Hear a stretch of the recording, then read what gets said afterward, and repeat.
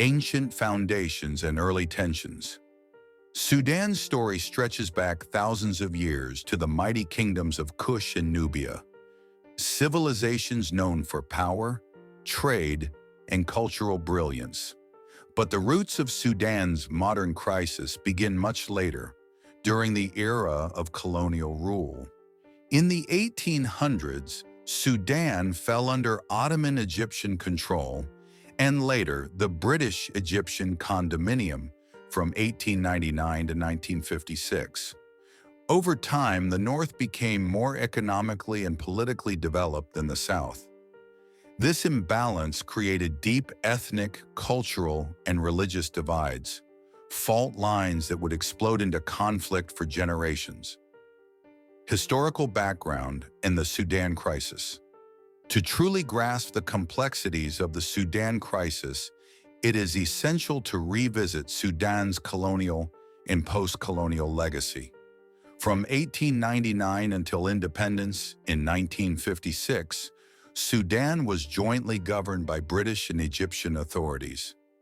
The legacy of colonial rule created deep ethnic and religious divisions, primarily between the Arab Muslim-dominated North and the mainly non-Arab, predominantly Christian and animist southern regions.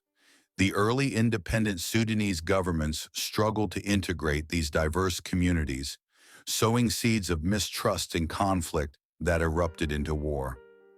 The power struggle over resources, governance, and identity became central to Sudan's trajectory. The First Sudanese Civil War, 1955 to 1972, the origins of Sudan's conflict trace back even before the country's formal independence in 1956. In 1955, the southern regions of Sudan erupted in rebellion against the central government seated in Khartoum, protesting decades of political and economic marginalization. The predominantly non-Arab Christian and animist communities in the South felt systematically excluded from political power and deprived of equitable development opportunities compared to the Arab Muslim North. This uprising triggered the First Sudanese Civil War, a prolonged and devastating conflict that lasted 17 years, profoundly shaping Sudan's social and political landscape. By 1972, the conflict reached a turning point with the signing of the historic Addis Ababa Agreement, which granted the southern region a measure of autonomy and self-governance, temporarily halting hostilities. Impact of the First Civil War: over 500,000 people displaced, with thousands killed. The South gained autonomous status, forming the Southern Sudan Autonomous Region. Yet unresolved tensions over resources, power, and cultural identity created the conditions for a second, even deadlier war. The Second Sudanese Civil War, 1983 to 2005. Despite a temporary peace from the First Sudanese Civil War, hostilities flared anew in 1983, when President Ghaffar Nimeri revoked the autonomy previously granted to southern Sudan and imposed Islamic Sharia law across the entire country. This act reignited deep-seated tensions and led to the Second Sudanese Civil War, one of the most prolonged and devastating conflicts in African history. Under the leadership of John Garang, the Sudan People's Liberation Army/Movement, SPLA/M, spearheaded the Southern resistance, fighting for self-determination, political inclusion, and an end to systematic discrimination. Human impact: over 2 million people killed by violence, famine, and disease. About 4 million displaced, making Sudan home to one of the world's largest displacement crises. Main causes of the Second Civil War: 1. Deep ethnic and religious divides. 2. Economic marginalization of the South. 3. Enforcement of Sharia law on non-Muslim populations. 4. Political exclusion and authoritarian rule. 5. Rise of SPLA/M resistance. The Comprehensive Peace Agreement, 2005, and the birth of South Sudan, 2011. The signing of the landmark Comprehensive Peace Agreement, CPA, on January 9, 2005, marked a pivotal turning point in Sudan's turbulent history. This historic accord, negotiated between the Sudanese government and the Sudan People's Liberation Movement Charge Army, SPLM/A, officially ended over 2 decades of devastating civil war. Facilitated by the Intergovernmental Authority on Development, IGAD, alongside international partners, including the United States, United Kingdom, Norway, and Italy, the CPA set the framework for peace, power sharing, and eventual self-determination for Southern Sudan. The agreement provided the South with 6 years of autonomy, during which it would govern its own affairs and pave the way for a referendum to decide the future status of the region. Crucially, the CPA established mechanisms for security arrangements that mandated a permanent ceasefire and integration of armed forces, as well as protocols for sharing wealth, particularly revenue from Sudan's oil reserves.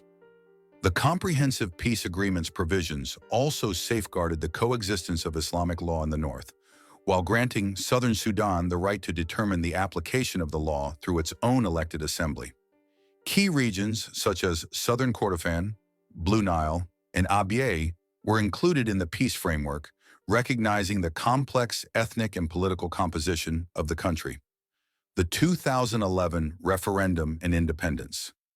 In January 2011, Southern Sudan held a referendum where an overwhelming 99% of voters chose independence, culminating in the birth of the Republic of South Sudan on July 9, 2011. This peaceful political transition marked a new chapter, closing a painful era of civil conflict, but opening challenges of nation-building and post-conflict reconciliation. The 2023 Sudan Civil War and ongoing humanitarian crisis. Following the secession of South Sudan in 2011, armed conflict unexpectedly reignited in Sudan in April 2023, plunging the country, especially the Darfur region, into severe violence rooted in disputes over resources, ethnicity, and political power.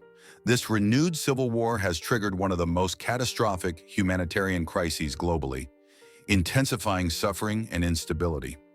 The war, mainly fought between the Sudanese Armed Forces, SAF, and the Paramilitary Rapid Support Forces, RSF, has decimated communities, disrupted livelihoods, and generated widespread atrocities, including allegations of ethnic cleansing in Darfur. Shocking human toll and displacement figures. Since the outbreak of hostilities in April 2023, it is estimated that the civil war has claimed approximately 150,000 lives. Sudan is currently experiencing the largest displacement crisis in the world, with more than 14 million people forced from their homes. Over 30 million Sudanese now require humanitarian assistance, representing nearly 2/3 of the population and marking the largest hunger crisis on record. More than 12 million people have been uprooted since April 2023, internally displaced or seeking refuge in neighboring countries, including Chad and South Sudan. The youngest and most vulnerable suffer acutely. An estimated 3.7 million children under 5 face severe malnutrition. With nearly 25 million people reliant on humanitarian aid, food insecurity and famine conditions have become widespread.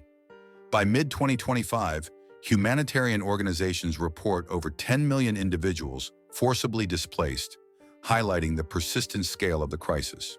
What were the causes of the civil war in Sudan? 1. Ethnic and religious diversity. Shaping conflict dynamics. Sudan is characterized by a highly diverse population comprising multiple ethnic groups and religious communities. The majority Arab Muslim population of the north contrasts sharply with the predominantly Christian and animist communities of the south and marginalized regions like Darfur. These cultural and religious differences have historically served as fault lines exploited politically to intensify division and discord. The cultural complexity of Sudan continues to shape ongoing tensions and efforts at reconciliation. 2. Lasting impact of the colonial legacy. The colonial era's arbitrary territorial boundaries, imposed by British and Egyptian rulers, sowed the seeds of enduring conflict, by disregarding ethnic and cultural realities. This legacy contributed to fractured national identities and hampered Sudan's post-independence unity and governance. Understanding the long-term repercussions of this colonial-era administration is critical to grasping Sudan's structural challenges in governance and social cohesion. 3. Stark economic disparities and resource competition. Economic inequality remains a pivotal source of grievance. The oil-rich South and other peripheral regions have historically seen themselves as economically marginalized despite their abundant natural resources. The inequitable allocation of national wealth and opportunities has exacerbated tensions, making economic justice a central demand during armed conflicts. 4. Persistent political marginalization. Political power in Sudan has overwhelmingly been concentrated in the hands of elites primarily from the northern regions. This concentration led to widespread political exclusion of southern and peripheral groups, fostering deep resentment that precipitated rebel uprisings and perpetuated cycles of instability. 5. Religious and legal disputes. The imposition of Sharia, Islamic law, by northern governments created legal and cultural conflicts with the South's predominantly non-Muslim population. This legal homogenization effort not only alienated southern communities, but was also a catalyst for rebellion, highlighting the failure to embrace Sudan's multi-faith national identity. 6. The role of oil resources in fueling hostilities. The discovery of oil reserves in contested regions, such as southern Sudan, raised the stakes of territorial control, intensifying the conflict. Competition over oil revenues and infrastructure became a major factor driving armed confrontations, with resource wealth both a blessing and a curse for Sudan's fragile peace. Sudan's story is a reminder that history never truly disappears. It echoes, through generations, through borders, and through the lives of millions. If this breakdown helped you understand the journey of Sudan, don't forget to like, share, and subscribe to Echoes of Times TV, where history speaks and the past comes alive.